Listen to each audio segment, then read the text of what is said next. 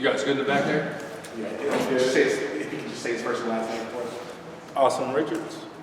Yeah, go ahead. You sure you're okay? I just didn't plug in. You're right. You back there chopping it up with Charlie, getting distracted. Okay, one more time, Austin. Asim Richards. I'm perfect. Let's go. I think that's the name of the new show, chopping it up with Charlie. You better trademark that. I don't know why he doesn't have his own show as it is. Someone needs to follow him around with a kid. All right, y'all go ahead. Let's do it. Are you taking part in senior day festivities? I will be taking part in senior day. Okay. Have you made a decision on like coming back or? I have not made a decision yet. So that's a decision that will come after we finish playing. And so I gotta really think about it, talk to my family about it, and we'll see. Have you thought at all about it, or are you just focused on the I season? mean, of course I thought about it, but mostly focused on what's ahead. We still got big goals we want to accomplish, and so I've been mainly focusing on the team. So. Well, since we may not talk to you between now and the time you make a decision, what are some of the factors that will weigh into you choosing to leave because you can come back? Just how the season as a whole has went for me, how I'm projected, where I'm projected to go, like, I'm not sure. So just, just stuff like that. Is there sort of a line, a little mark where you say, okay, if I know I can go to that point, then I should go ahead and leave? I've been thinking about it, but not necessarily, not right now. So, I mean, I still got a lot to think about.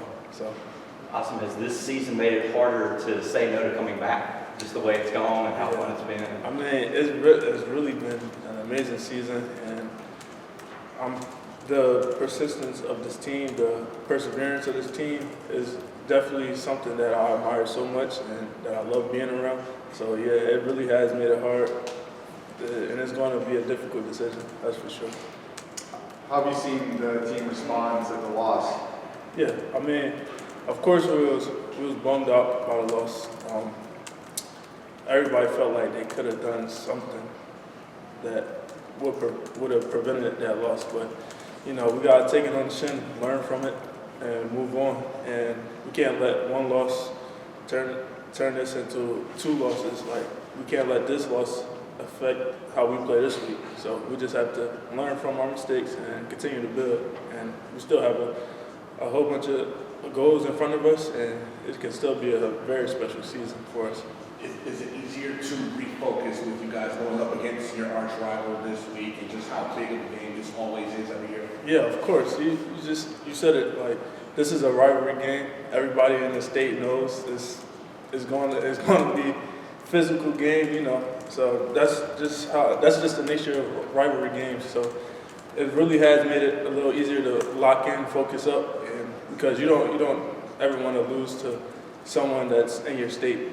And so we've really been focused up and ready to go. Follow-up question on that. You just said you never want to lose to anybody in your state. I mean, every game that features two of the big four, Wake Forest, NC State, whoever, where does this one rank up when you guys play NC State compared to those other games against other in-state folks? Yeah, I mean, this is up there. Pretty sure because it's like it is our last game, our last regular season game every year. And so it's just that, and like how everybody progressively get better. And so you're going to get their best. They're going to get our best. And that's really how it works before the end of the season. So it's up there in terms of rivalry games in the state. So I'm excited to see what we going to bring on Friday. Sorry.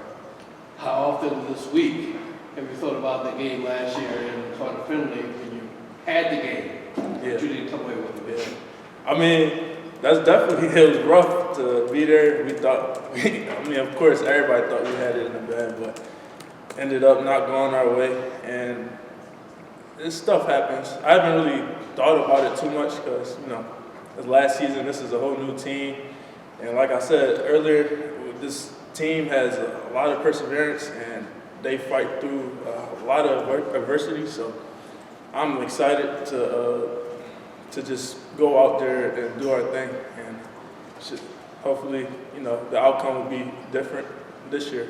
I know there are a lot of factors that go into sacks. It's not just the offensive line, but you guys gave up 6 the other game, and have given up 26 in the last 6 games, which is, I guess, 4.5 a game.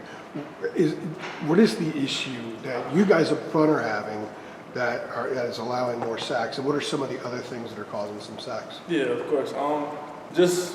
Probably just a little bit of a lack of focus, and we just have to get back on track with that. And I believe that this week we have been doing a good job in just locking in, doing our jobs, not being in the right positions, and that's really it, honestly.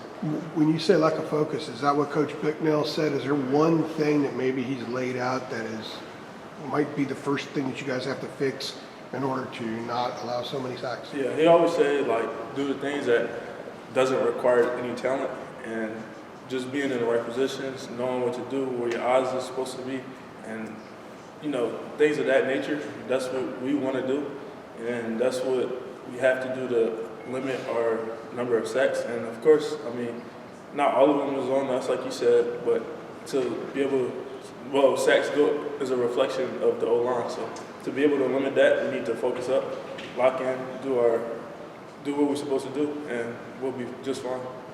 Awesome. Statistically, it was Drake's worst game of the season, Josh Downs' worst game of the season. These guys haven't been having those type of games. What do you expect from them in terms of a bounce back?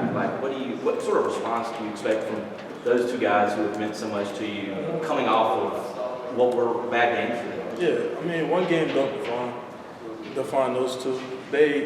We want to be where we are without them. So if you look at it like that, they just want to put it away, take it, learn from it. Like I said, this team has a lot of perseverance, and they will bounce back. And I'm very confident in that. So I'm just excited to see what they do this week.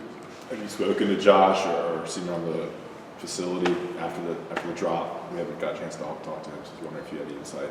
I always try to pick up guys. They try to put blame on themselves, even though it's a team effort. It's a team sport. So if we all could have done something better for us to win.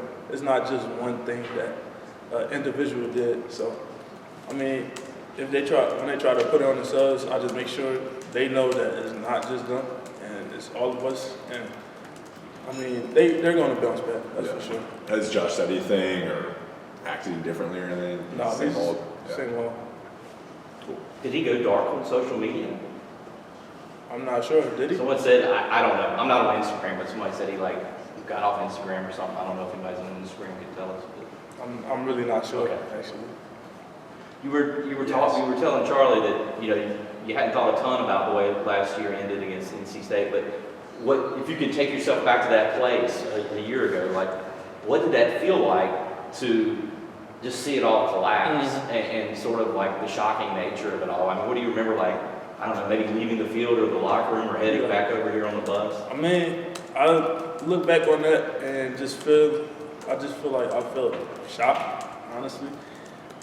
We had it with a couple minutes left to go in the ball game, and honestly, it just collapsed on us. So, I don't know. Just thinking back on that year, I just felt like it was shock. You guys good? Yep. All right. Thanks, Jim. Thank you, Asim.